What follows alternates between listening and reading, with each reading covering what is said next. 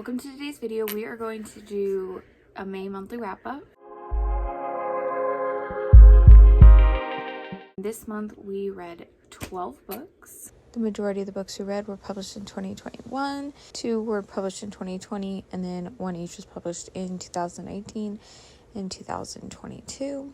The average book length was 341 pages, and the average time on my TBR was 9 months. The majority of the books that we read were actually fantasy, followed by mystery thriller, historical fiction, and then fiction and young adult were our least read categories, which is kind of surprising because I tend to enjoy mystery thriller more than fantasy. Our average rating was 3.58. We had 3 5 stars, 3 4 stars, 4 3 stars, and 2 2 stars. I'm going to go over these books from least to favorites. Most of these books were in the Book of the Month challenge, so you kind of have my opinions there. My least favorite was The Lost Apothecary by Sarah Pinner. I'm going to keep this short because I know I ranted about it a lot in that video, which I will link below.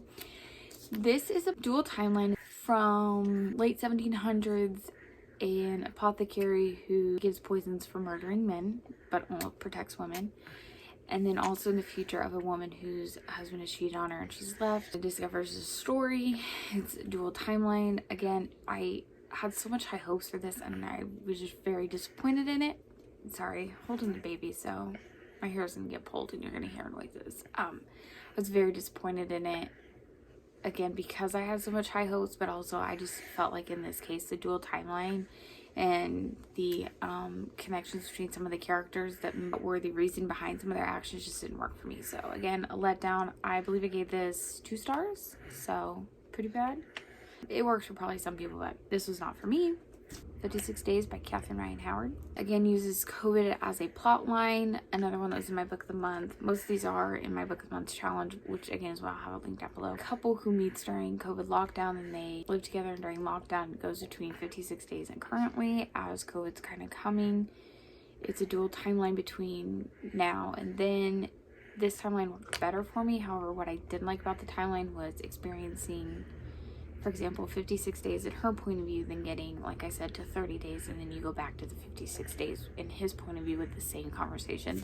It made it feel repetitive, but overall, another 2 stars, 2.5.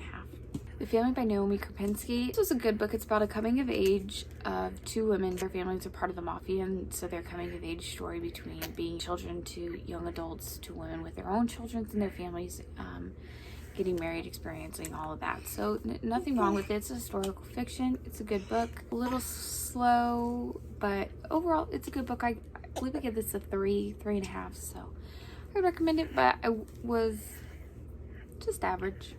Middle Game by Shauna McGuire. This one has so much potential. I still want to reread this because I think I could like it more. I read and I know that I should like this in the sense that I loved the Wayward Children series, which we finished this month, and I had the last 2.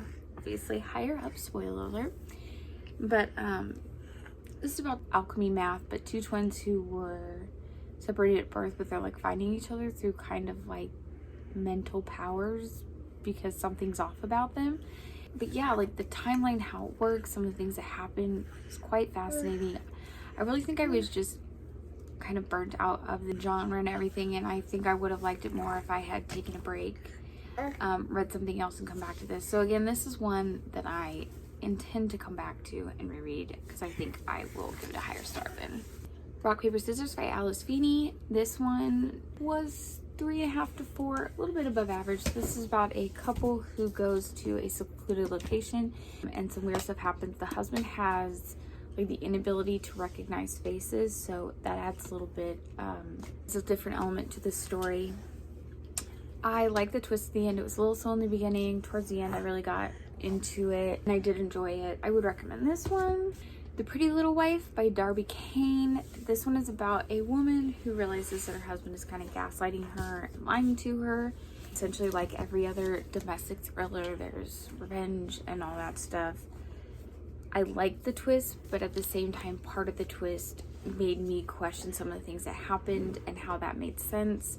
I think it was one of those, like, maybe kind of made it like an overthinking it just a little bit, but it was a good book. Would recommend. Firekeeper's Daughter by Angela Wooley. So this one I very much had a good time with. I'm not really sure why it wasn't higher ranked for me. I think it was just starting to drag for me, even though it wasn't necessarily repetitive.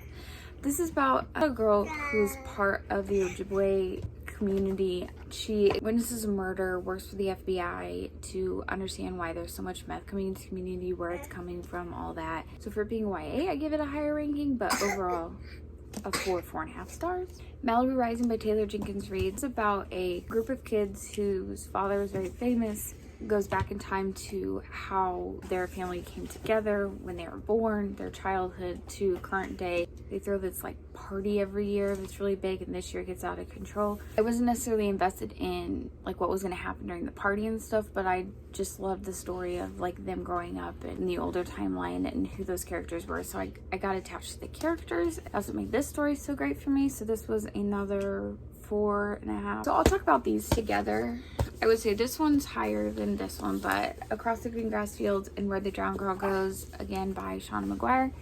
It is the last two that are currently out of the Wayward Children series. These are great. I loved experiencing the worlds and the characters again. I won't really talk much just because if you haven't read them, I don't want to spoil anything of the series before. But these were 5 stars for me. I very much enjoyed this series, and they've just recently announced that there is an 8th one coming out, so I'm very excited about that. I think it comes out next year. He's being cute and adorable. He's like a bug. Bright lights attract him. Yeah, it's so late. That's why my lighting is terrible. Just late and dealing with lighting the best I can. I could turn my overhead light on. Who would have thunk it? So yeah, I forgot to turn the lights on. What can you do? The Vanishing Half by Britt Bennett. This was such a good story. It drew me in straight from the beginning. The character building was great. The story premise was great. Pace of the story was great. So this is about 2 twin girls who grew up in the Louisiana area. Then they leave. One of them is able to pass in her life as white, and the other one does not. And just the differences in experiences of how they live their life and how they're treated being able to pass white versus black, which was very eye-opening. Fantastic book, highly recommend. The number 1 is Graduate by Naomi Novik. This is the second in the Skullman series, which the 3rd one comes out, I believe, in October, which is the final of the trilogy. This is so good. So I don't want to get too much into it again, because if you haven't read the first one, but it's just a continuation of what happened in A Deadly Education, carrying on with those characters, and it was such a good book. And I'm excited for the 3rd one. I'm sad it's only a trilogy, but at the same time, and it why we still love it. Those are the 12 that we read. We'll see you in the next one.